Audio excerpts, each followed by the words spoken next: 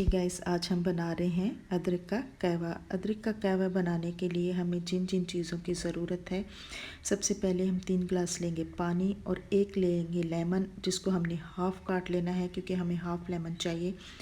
और 2 अदद इलायची लेंगे और 1 अदरक का छोटा सा पीस हमें चाहिए, वो काट लेंगे।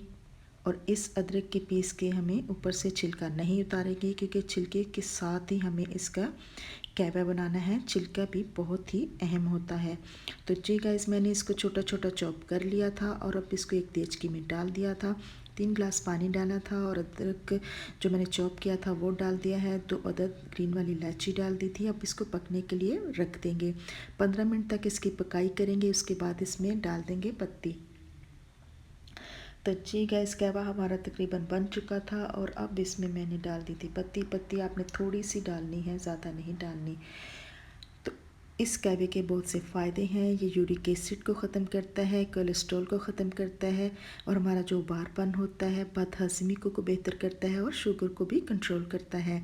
तो जी गाइस, कहवा बन चुका था। मैंने कप में डाल लिया अपने लिए और अब इसके ऊपर लेमन निचोड़ दिया था। थोड़ा सा लेमन आपने इस पर निचोड़ना है। और अगर आप पूरी देज की जो 3 गिलास बनाया है उसमें डालेंगे तो हाफ़ लेमन उसमें करेंगे। Thank you for watching. Take care.